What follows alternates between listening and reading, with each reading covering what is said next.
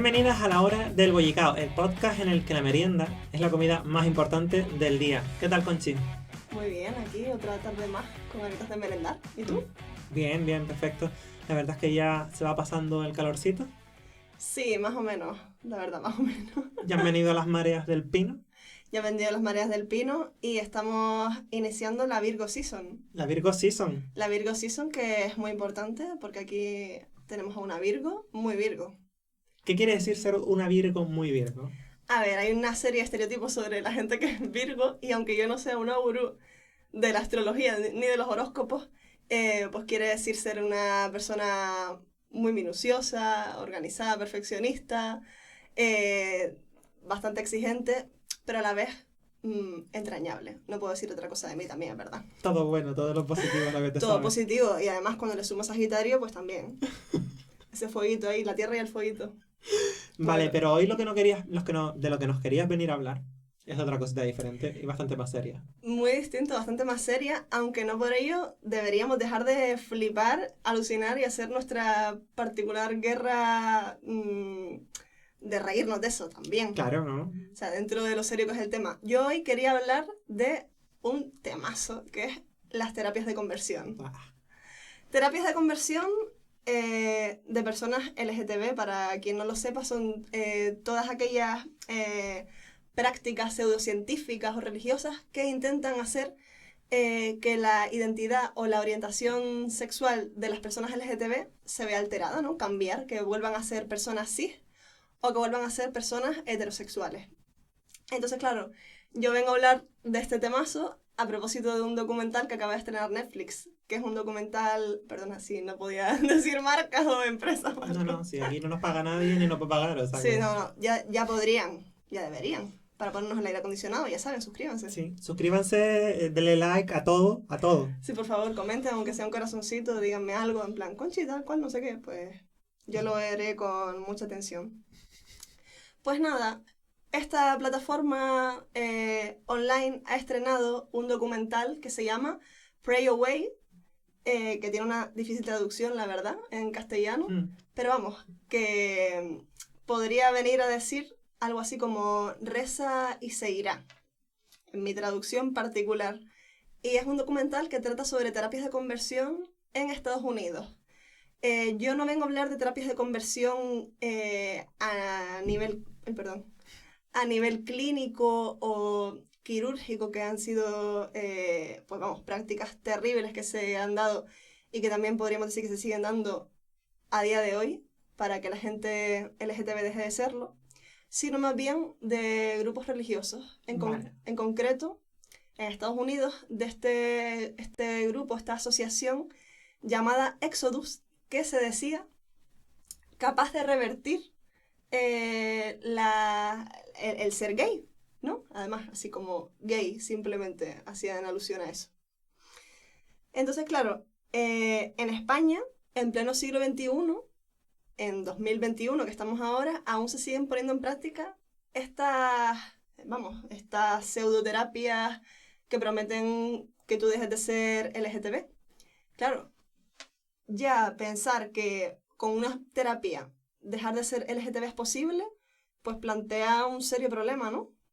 Porque deja entrever que es una cosa que tú puedes elegir y sobre todo que tú puedes cambiar para ser mejor, como si lo que eres tú no estuviera bien. Claro, a mí no tengo claro si se puede... Bueno, yo soy de la opinión de que la orientación sí que se puede construir, o sea, que se construye. Que hay un conjunto de factores que entran en juego en ello.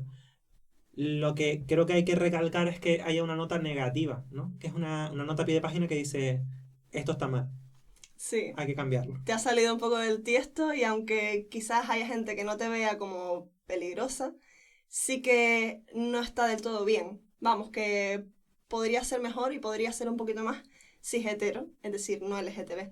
Y eso es lo que aborda principalmente ese documental. Sí, está bastante interesante, yo lo recomiendo porque lo vi esta semana y por eso quise hablar del tema, porque este documental está hilado a través de voces de personas que formaron parte de este movimiento, del movimiento de Exodus, y que se decían que en el pasado habían sido gays, lesbianas o trans, y que a través de terapia religiosa, terapia cristiana, habían dejado de serlo. Que asociándose con otras personas que tenían el mismo problema, así como podía haber terapias de divorciados, terapias de gente que había estado, por ejemplo, consumiendo alcohol y tal, pues que podía haber terapias de reinserción social basadas en dejar de ser gay. Claro, estamos hablando de Estados Unidos en los 70, que además coincidió con la epidemia de SIDA que asoló en especial este país y que en cierto modo por los grupos ultra religiosos se vio como una penitencia para la gente LGTB. Como claro, tú te has puesto enferma con VIH porque has estado teniendo prácticas que son totalmente opuestas a lo que Dios quiso hacer de ti. Y esto se da también, este movimiento de éxitos, se da también para las mujeres. Porque la cuestión es que antes estaba debatiendo con Aleida justamente que todas estas terapias de conversión siempre que las he escuchado están más centradas en el hombre, en el sentido de que se entiende como una desviación de la norma el hecho de que el hombre muestre una sexualidad disidente, sin embargo que la mujer Claro. en los 70 muestre cualquier tipo de sexualidad, disidente o no disidente, ya sea parte de la norma y ya es capaz de meterla en un psiquiátrico. Porque en aquella Sí. época no puedes decir que es algo que hay que cambiar, sino directamente es algo que no debes tener. Exactamente. A ver, en este caso se trataba para gente de todos los géneros porque, claro, la traducción en inglés de gay abarca también a mujeres, abarca a hombres y es una palabra que hace referencia a estos dos géneros. Pero vamos, que lo especial de este documental de Netflix es que las terapias de conversión lograban finalmente que estas personas sintieran atracción por alguien como del género contrario, ¿no? Además, conseguían que se empezaran a sentir deseos heterosexuales y que se casaran entre sí. Entonces, en el documental se ven hombres que decían que eran ex gays y mujeres ex lesbianas que incluso se casaban y tenían hijos. Además, como una culminación de lo que era la terapia. Entonces, claro, esto es muy heavy porque tú te puedes rehabilitar como si fuera que tuvieras una adicción. Y una cosa curiosa es que estas personas se sentían satisfechas al empezar a sentir ciertos deseos, por ejemplo, si era un hombre, pues deseos por una mujer. Pero te decían que no hacía falta que te gustaran todas las mujeres. Con que te gustara una y te pudieras casar con ella, ya eso había tenido éxito. Entonces el grupo Exodus, pues, fue lo que quiso conseguir en Estados Unidos. De hecho, estuvo activo hasta el 2013, creo recordar, dando charlas a jóvenes. Había muchísima participación juvenil dentro de este grupo, porque claro, eran personas que venían de entornos familiares también, eso, muy cristianos, donde se sentían la oveja negra, sentían que no encajaban y que además su comunidad cristiana les estaba abriendo una puerta a la posibilidad de cambiar y poder al fin encajar en lo que Dios esperaba que hicieran, para lo que Dios les había hecho, a su imagen y semejanza. Toda Que es esta lo es la que se dice. interpretación que te cuelan en la terapia, ¿no? Exactamente. De todas maneras, el tema de las terapias de conversión abarca muchas más cosas. De hecho, Saúl Castro, que fue el fundador de la Asociación Española contra las Terapias de Conversión, que a día de hoy aún existe y trabaja para que sean absolutamente ilegales, se denuncien y jamás presten servicio a nadie porque son muy peligrosas, inducen a que la gente se sienta súper deprimida, a comportamientos incluso suicidas, porque te hace ver que tú no estás bien. Pues este señor, Saúl Castro, hace una diferencia entre tres enfoques que se supone que tienen las terapias de conversión. Primero es un enfoque médico, es decir, explican que tú eres gay, por ejemplo, porque tienes una cierta disfunción biológica congénita que se puede arreglar a través eso, de medicamentos, de atenciones quirúrgicas, de cirugías. Vamos, algo horrible que te está alterando absolutamente y que no tiene ningún resultado para lo que están haciendo, vamos, que es una tortura. En segundo, ¿sí? No, perdón, es que me vino a la mente, no sé si has visto la película Descifrando Enigma. No, no lo he visto. ¿No la has visto? En inglés, ¿cómo se llamaba? The Imitation Game. Es la de Alan Turing, no sé si sabes quién es Alan Sí, Turing, sí. ¿vale? Que, bueno, para quien no lo sepa, es un matemático, entre otras muchas cosas, que se considera uno de los padres de la computación, ¿no? Y de la informática moderna, que Era gay, fue ¿no? el que... ¿eh? Era gay él. Él era gay, o bisexual, yo creo que era gay, pero bueno, en Reino Unido, cuando en la Segunda Guerra Mundial, para poder combatir a los alemanes, se encontraban con el gran problema de que problema de que los alemanes tenían la máquina Enigma, con la cual cifraban todos sus mensajes, y él propuso sacar adelante una máquina que lo contrarrestase.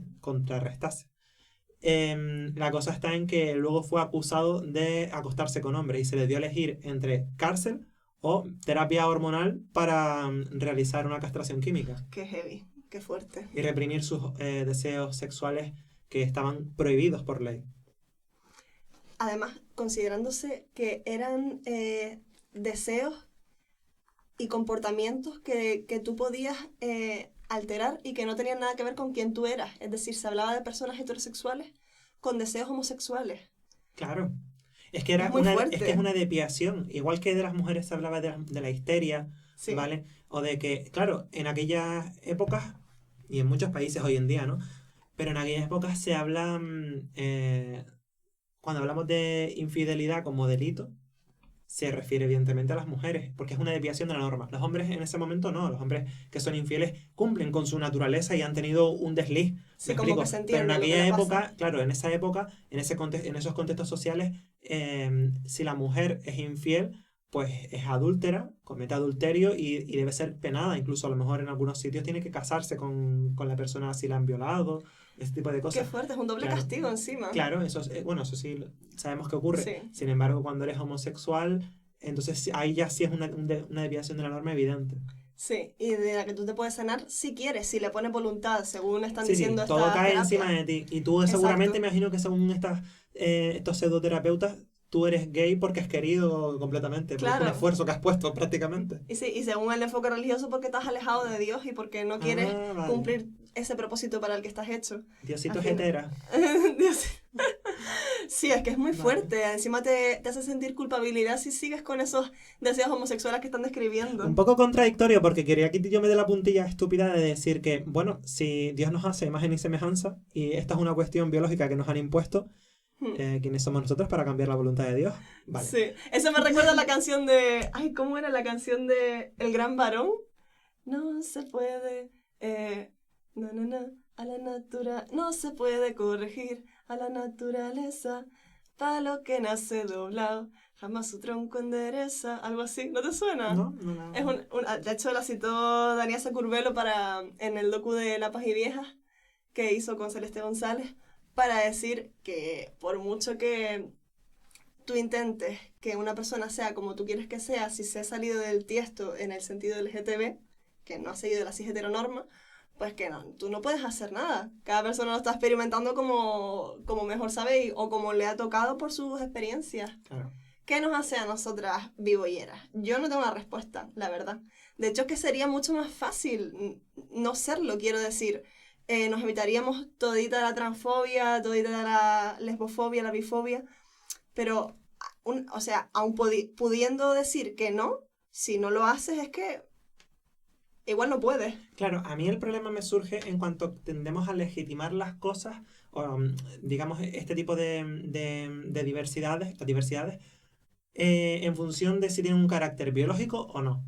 Primero, ese es el primer sesgo, porque parece ser que si es construido, que si se ha construido, que si no es innato, que si hay algún factor que no sea el genotipo, que influya, entonces es menos válido. Pero vamos a ver, ¿por qué es menos válido? Claro. Quiero decir, yo pienso que la orientación, así como la identidad, es algo que se construye. Es decir, Claro. que hay, no sé si hay algún tipo de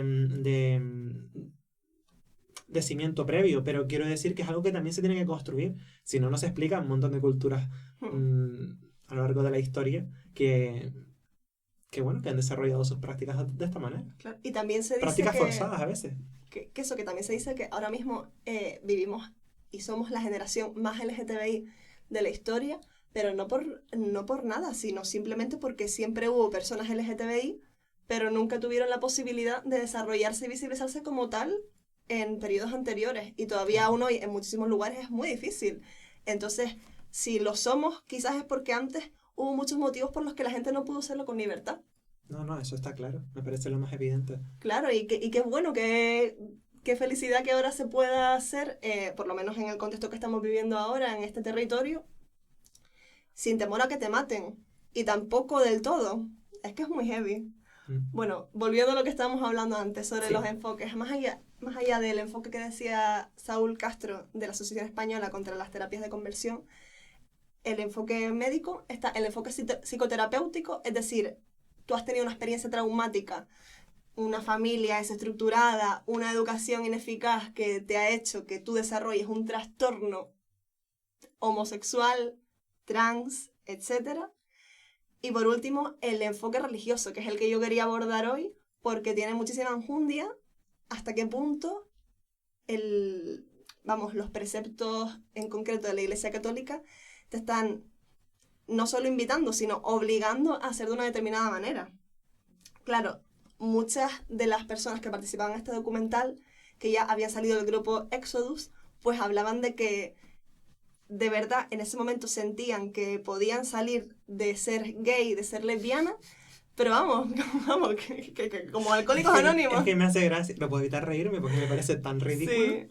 Vamos, que era gente súper reprimida, pero también tenían una cosa a cambio, y es que tenían un grupo, una inscripción social muy fuerte, claro, esa necesidad de pertenencia a su iglesia o a su parroquia, pues era bastante decisiva, y sobre todo que se animaban mutuamente. Yo ya he dejado atrás las conductas homosexuales, yo antes era así, pero ahora no lo soy, es más, me he casado con esta ex lesbiana y tengo ahora 2 hijos. Pues esta persona que te estoy hablando, un hombre, pues aparecía en el documental años más tarde, ahora en 2020 que se rodó, diciendo, es que era mentira, yo frené porque estaba haciéndole daño a muchísima gente con mi experiencia, yo era una cara muy visible, tenía un montón de poder, era un referente, y si la gente no conseguía ser como yo, se iba a seguir martirizando porque lo que estábamos diciendo era que era tu voluntad, tu opción, y si no querías, si no lo hacías era porque no te daba la gana. Claro. Es que ahí me parece que las palabras clave que estás utilizando son aquellas que están definiendo las disidencias de... las diversidades afectivo-sexuales como categorías de la acción y no como de lo que es casi que definitorio de la persona. Es decir, yo no soy gay, yo tengo prácticas gay. Sí. Yo no soy lesbiana, yo tengo prácticas lesbianas, yo no soy bisexual, yo tengo prácticas bisexuales. Eso ¿no? lo decía Michel Foucault, es filósofo francés en el siglo XX, hablando sobre la modernidad tardía y cómo en cierto momento la heterosexualidad se consideraba un conjunto de prácticas que eran socialmente aceptadas y eran prácticas sobre el cuerpo para el placer, pero en cierto punto ya no era que tú tuvieras una conducta heterosexual, sino que lo que tú estabas haciendo constituía en esencia quién tú eras. Era, una clave de tu identidad. De hecho, nosotras no estamos hablando de que tengamos prácticas vivoyeras, sino de que somos vivoyeras, porque eso al final está determinando todo nuestro comportamiento y toda nuestra acción, nuestra actitud social. Claro, ¿No crees? Claro, vamos a ver, es que es una... No lo podemos cortar de raíz. Vamos a ver, claro que no. Somos individuos, o individuos, para los que... Para generalizar, somos individuos, ¿no? Compuestos de muchas cosas. Pero individuos, al fin y al cabo. Por mucho que Facebook nos quiera dividir y nos quiera compartimentalizar, Facebook, Instagram, todas las redes sociales, para ellas somos individuos, ¿no? Nos establecen como... la Conchi que va al banco, la Conchi que es lesbiana, la Conchi que es boyera, la Conchi que... Por la cosa que haces, te refieres, la Conchi ¿no? a la que le gusta la música, la Conchi que es hermana, la Conchi que es estudiante y la Conchi que es trabajadora. Son distintos compartimentos para todas estas... para toda la empresa, la industria, ¿no? Del comercio, de la publicidad digital. Pero no. La realidad es que no, la realidad es que todas estas etiquetas van sumando quién soy yo y van creciendo, disminuyendo, cambiando de forma y al final eso es lo que configura quién soy. Porque es que si no, ¿cómo quieres configurar la persona? ¿Cómo quieres establecer la delimitación del yo? Sí, y sobre todo Estoy cuando... divagando un poco demasiado a lo mejor. yo creo que estás dando en el clavo con lo que viene a decir el tema de las terapias de conversión, que más cuando tú estás siendo alguien absolutamente contrahegemónico, justo en el estar siendo disidente de, estás generando una identidad, Claro. ¿no? De hecho, las identidades se generan en su alteridad. Muchísimas personas heterosexuales que están a gusto con ser heterosexuales jamás se preguntan por su orientación sexual porque simplemente viene dada por el imaginario social. Al final, cuando tú no eres hetero, cuando eres lesbiana, bi, gay, lo que sea, todo el amplio espectro de orientaciones, pues sí que te lo preguntas y sí que estás como marcando cierta diferencia, en vez de ser esa especie de género de concepto neutro que al final es el hombre cis, blanco, heterosexual, quien ya sabemos. Entonces, claro, si tú puedes diferenciarte por algo y si tú tienes algún poder para hacer y deshacer, pues tienes la potestad de cambiarlo. Las terapias de conversión al final te están diciendo desde el punto de vista religioso, desde el punto de vista cristiano, que si no quieres dejar de hacer cosas homosexuales es porque tú no quieres a Dios, porque tú quieres estar fuera de su iglesia. De hecho, para hacer este programa estuve investigando un montón sobre la iglesia católica y sus beatos que tienen como ideas más progresistas en favor de las personas LGTBI. Y le pregunté a un compañero periodista fantástico de Canarias Radio, la Autonómica, Tomás Galván, para que me diera referentes, porque él hizo un trabajo de investigación que se titula así, La Iglesia Arcoíris, y ver un poco de qué forma esta sinergia entre fe y diversidad LGTBI es posible y qué está haciendo a día de hoy esa mezcla, ¿no? Esa unión. Entonces me recomendó algunos vídeos, algunos libros y voces importantes y me di cuenta, yo no lo sabía, de que en España hay ciertos sacerdotes, sobre todo de las ramas estas, bueno, los marianistas creo que eran, que estaban siendo bastante disidentes para con la idea clásica que ha tenido la Iglesia Católica, el Vaticano, de lo LGTBI. Entonces estas personas no solo no juzgan como un delito, un pecado a la gente LGTBI, sino que además son gente que las abraza dentro de su comunidad de fe. Y me pareció muy guay, porque me parece que la fe siempre ha estado restringida a esa pureza, a esa perfección. Y claro, si partimos de que somos gente sucia con la mancha del pecado, es bastante difícil sentirse parte de un grupo. Es heavy. Gente, no sé, ¿tú conoces a mucha gente LGTBI, gente queer, que sea creyente? No conozco demasiada, la verdad. No conozco demasiada. La hay. Pero yo íntimamente no conozco demasiado. Aunque te puedo decir que probablemente lo escondan. Hay personas que sí que lo esconden. Quiero decir, ¿Que en mi esconden la colegio... fe o que esconden lo LGTBI? No, que esconden lo LGTBI. Vale. La fe no, porque la fe no les resulta nada negativo en el día a día. Claro. Pero es que en mi colegio, si un chico tenía plumas, ese pibe estaba comiendo confesionario todos los días. ¿Por qué? Porque sí, porque había que... O sea, me imagino yo que Encauzarlo. lo tendrían que enderezar o algo. Le veían plumas y cada dos por tres llamaba al cura para hablar y tal. ¿En serio? Pero eso era así. Eso era Qué así. heavy. ¿Con qué edad, por ejemplo? Yo qué sé, con 9, con 10, con 11 años, con 12 años, sí. Sí. Ya desde pequeña diciéndoles esas cosas a las criaturas. Claro, yo no sé cómo le enfocarían el tema, ¿no? Pero... Sí. Qué fuerte. Pero era un poco así. A mí me parece un poco estúpido. Bueno, un poco estúpido, no, muy estúpido. Además con los argumentos que traen, porque uno de ellos es la falacia del dominó. O sea, si ahora están queriendo casarse entre sí, con el tema del matrimonio igualitario, ¿qué será lo próximo? Pues a mí me recuerda un montón a las cosas que dicen ahora en la conquista de derechos de las personas trans.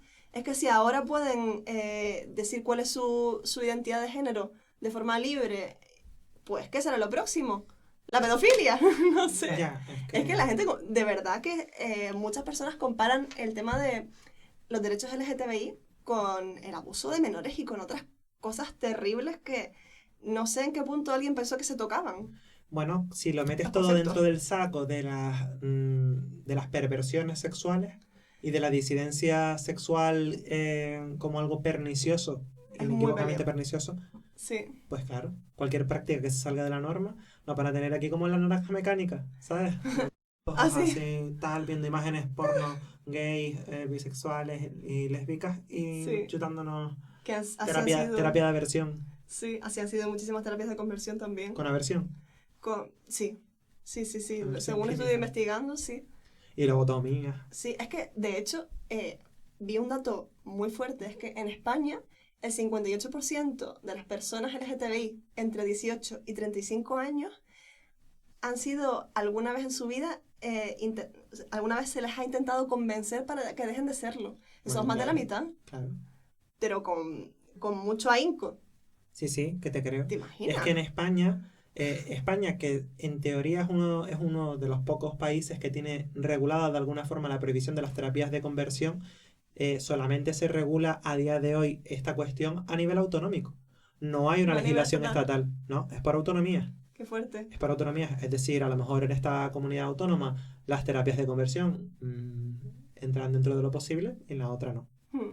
Así sigue Y aún habiendo así entra terapias ocultas. dentro de los informes de ILGA de, como Sí, positivos, sí. Como positivos en como que... un país positivo en Ah, cuanto a la vale, España. legislación. Sí, sí, España. entiendo. España. Imagínate cómo será el resto. Sí, es que vamos, que se puede esperar cualquier cosa. Y también desde el punto de vista de que muchas personas que han sufrido terapias de conversión con esta vía religiosa siguen siendo creyentes, ¿sabes? Que no han perdido la fe.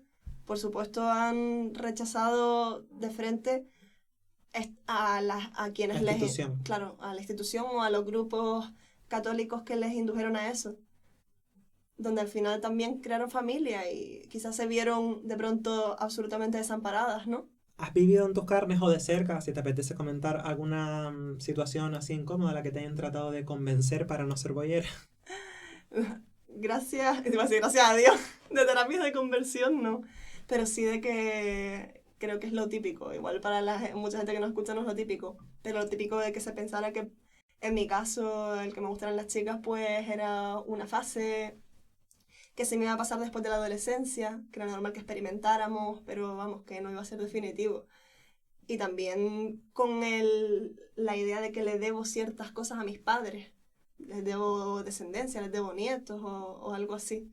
Las ideas esas que son difíciles de gestionar, porque yo no le debo nada a nadie. Por mucho que sea hija de, tenemos tan metido en la cabeza que tenemos que darle descendencia, nietos a nuestros padres, que es una gran presión. De verdad, no sé para ti, pero bueno, yo es que tengo muchos hermanos, entonces la presión se diluía.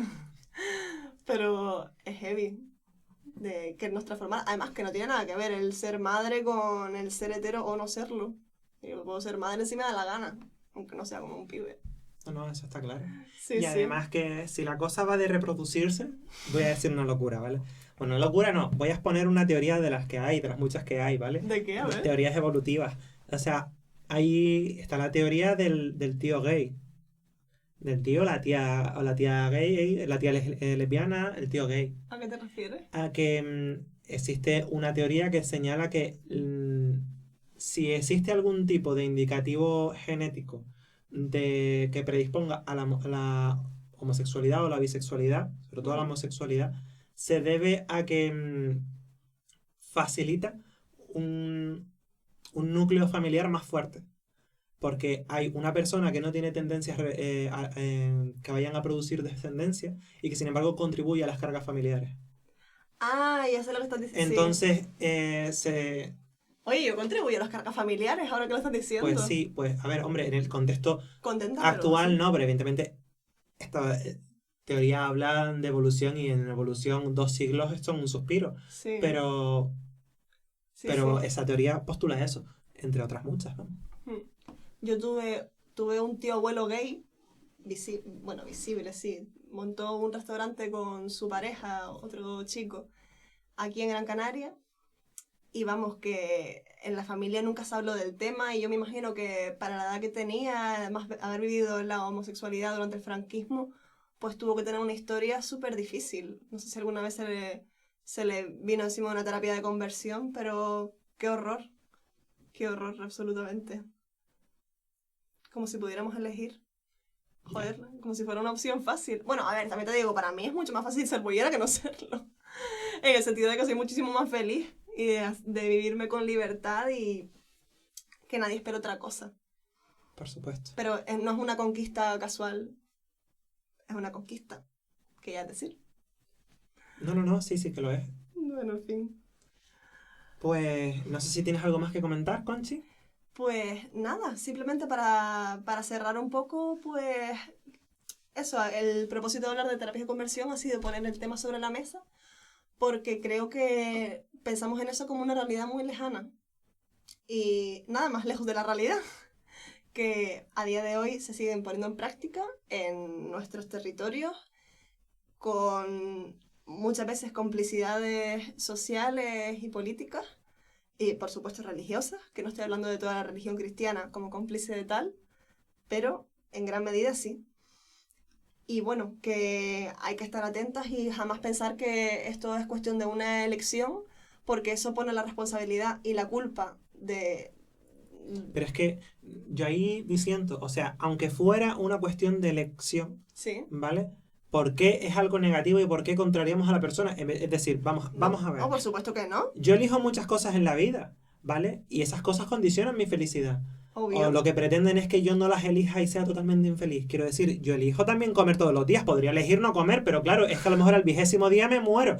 ¿Entiendes lo que te quiero decir? O sea, por elegir podemos elegir un montón de cosas. Pero es que, Claro. ¿qué carajo? O sea, ¿qué manía hay con que las cosas tengan que ser biológicas o no biológicas, decididas o no decididas? Y que entonces te excusas. ¿Cómo que te excusas? Como O sea, si no hay- están en juego yo no mil tengo- factores. Yo no tengo que excusarme de mi realidad, ni de mi orientación, ni mi identidad. No tengo que excusarme ante nadie. Porque está bien. Claro que está bien todo. O sea, a ver, sí, o sea, la diversidad en este sentido es diversidad, es para algo. Claro que sí. Y además no es una cosa antinatural del ser humano, al contrario, forma parte del amplísimo espectro de las vivencias afectivas. Sí. que Y hay que tenemos. tener mucho cuidado con la influencia familiar. Me imagino yo que en estas terapias de conversión, iba a decir de aversión directamente, pero las terapias de conversión me imagino yo que el núcleo familiar es muy condicionante al respecto. Por supuesto, sobre todo Y cuando claro, empiezan en la adolescencia. Es que tú ponte en la piel de esas personas que dicen que supuestamente han realizado una conversión heterosexual, ¿no? Vamos a ver, Que era te mentira. está dejando de lado, toda tu familia te está inclinando hacia eso, tienes una comunidad que te empuja a ello y que todo constantemente te dice lo que tienes que hacer, además de que tú en tu interior sientes el rechazo hacia eso, Sí. porque siempre se habla de que tenemos que normalizar la salida del armario o como quieran llamarlo, la visibilización, la sociabilización en tu identidad o en tu orientación sexual. Pero está claro que no en todos los sitios es algo normalizado, ni mucho menos, y entonces hay muchas personas que crecen y que se engañan o que se mienten o que se niegan su propia realidad y sus vivencias por miedo al que dirán o por miedo a las consecuencias que pueda haber, que a lo mejor son unas consecuencias difusas, no son unas consecuencias concretas, pero te está saliendo de la norma de una manera como muy tajante, ¿vale? Y que alguien me diga que hoy en día en el siglo XXI no pasa nada, porque hoy no pasa nada, porque tenemos un montón de casos recientes además de violencia como Muy para chunga. demostrar todo lo contrario. Claro. Entonces, mucho cuidadito con todo esto. Es un conjunto de factores que condicionan muy fuertemente a la persona y que salirse de ahí es muy duro. Para mí deberían estar totalmente prohibidas. Por supuesto. Las personas que las impulsan deberían estar en la cárcel, desde mi punto de vista. Si aún no está claro. Y deberían estar haciendo, pues, muchas terapias para reinsertarse en la sociedad. Si aún no está claro que las personas somos diversas y que la construcción de los deseos es una construcción, pues no sé, igual vamos un poco atrasadas, un poquito a tientas. Pues sí. En fin. Pues nada, eso ha sido todo por hoy. Pues muchas gracias por venir, Conchi, por darnos estas pinceladas para que la gente pues conozca la existencia de estas terapias, para que busquen un poquito más de información y yo qué sé, no se queden en lo superficial, vayan más allá, lean mucho, ¿sabes? Y además este documental tiene muy buena pinta. ¿Puedes recordar el nombre? Se llama Pray Away y me encantaría que pusieran en comentarios si conocen alguna experiencia parecida o si quieren aportar lo que sea, me interesa muchísimo. Así que nada, les invito a eso. Pues muchísimas gracias, Conchi, y esto ha sido todo en la hora del Boyicá.